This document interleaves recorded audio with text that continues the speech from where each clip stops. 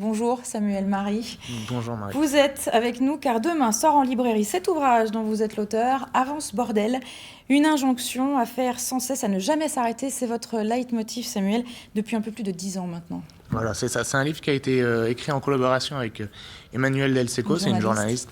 Voilà, donc le leitmotiv c'est Avance bordel, c'est que j'ai l'impression qu'on nous demande beaucoup notre avis à cette époque avec les réseaux sociaux et tout ça. Et à un moment, au lieu de dire des phrases très philosophiques en plissant les yeux, je pense qu'il vaut mieux se rentrer en action des fois et avancer un petit peu et se dire que demain, il faut vraiment faire des choses et rentrer en action. Voilà, moi, alors, c'est ça qui me... Avance bordel, c'est aussi votre leitmotiv. On va l'expliquer à nos téléspectateurs parce qu'il y a 10 ans, un peu plus de 10 ans maintenant, un accident, une chute. Vous étiez cordiste, vous aviez 20 ans. Vous prive de l'usage de vos jambes et de vos bras. Et depuis ce jour-là, s'engage finalement la nouvelle vie de Samuel Marie, celle qui avance, bordel, tout le temps, quoi. Ouais, en fait, voilà. Après 4 ans de rééducation, moi, j'ai pas trouvé les espaces qui me convenaient. Donc, j'ai dû les créer parce que on m'a proposé des choses derrière un ordinateur ou voilà, secrétaire ou des choses comme ça. Moi, j'étais pas comme ça. J'étais un enfant sauvage. J'ai jamais tenu derrière un bureau à l'école. Donc, j'ai dû créer mes espaces à moi pour retourner à la nature. Et du coup, j'ai aménagé un camion que je peux conduire et où je peux dormir à l'intérieur. Donc, je pars avec des infirmiers et infirmières autour du monde qui m'accompagnent parce que je suis dépendant de tout vu que je suis tétraplégique assez haut.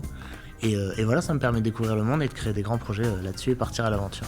Alors parce que pendant cette longue période de réparation, hein, vous l'avez dit, il y avait une obsession, prendre la route.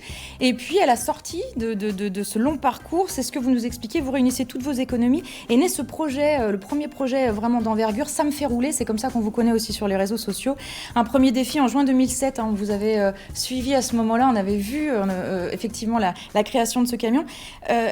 Qu'est-ce qui s'est passé? C'est un Andy road trip, mais alors avec des chiffres assez incroyables finalement. 75 000 km, c'est ça? Voilà, parce que les continents sont grands, le Canada c'est grand, l'Amérique c'est grand, et on a fait énormément de rencontres là-bas avec des enseignants-chercheurs, des centres de rééduc et beaucoup de choses pour essayer de faire avancer la cause et essayer de trouver de bonnes pratiques à ramener en France en matière de handicap.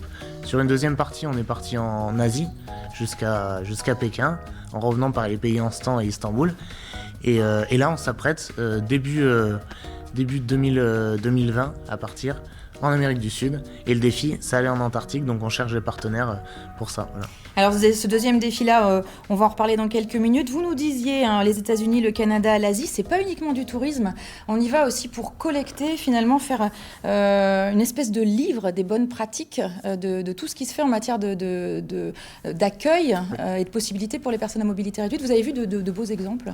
Il y a plein de beaux exemples. Après, il n'y a pas de solution miracle. En Russie, hein, un petit peu, mais il n'y a pas de solution miracle. En fait, c'est vraiment les gens et l'entraide qui fait le lien avec ça.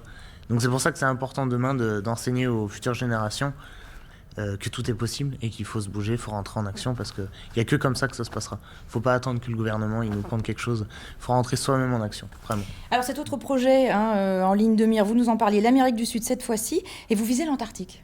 Voilà, première personne tétraplégique à aller en Antarctique pour montrer que Il vraiment... n'y a plus de limite, il n'y a plus de frontières finalement. Il faut voilà, vraiment encore remettre les futures générations, il faut qu'elles aient les yeux qui brillent et qu'elles aient envie de se lever le matin parce que c'est trop important. Il faut vraiment se lever le matin et rentrer en action, qu'il se passe quelque chose tous les jours. C'est comme ça que ça marche. Vous cherchez des partenaires pour ça et on peut vous aider via les réseaux sociaux. Ça me fait rouler, ça marche, on vous retrouve sur les différents réseaux sociaux. Vous avez été nommé pour ce voyage ambassadeur du possible par Sophie Cluzel, secrétaire d'État chargée des personnes handicapées. C'est une belle reconnaissance dans tout ce que vous avez fait déjà.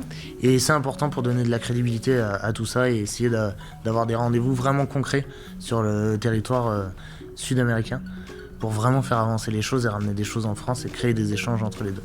Voilà. Je ne me sens pas handicapée, parfois au réveil j'oublie, je préfère me définir comme un mec pas pratique. C'est vos mots, ces mots-là, Samuel Marie, on les retrouve. Votre histoire, votre journal de bord, ils sont consignés dans ce livre Avance bordel. Il sort demain en librairie aux éditions Duno. Merci beaucoup Samuel d'avoir roulé jusqu'à nous. Bon voyage, l'Amérique du Sud en décembre, c'est bientôt. Et on peut vous proposer une dédicace qui sera le 14 septembre chez De Citre à 17h. Eh ben c'est dit, merci beaucoup Samuel Marie, à très très bientôt.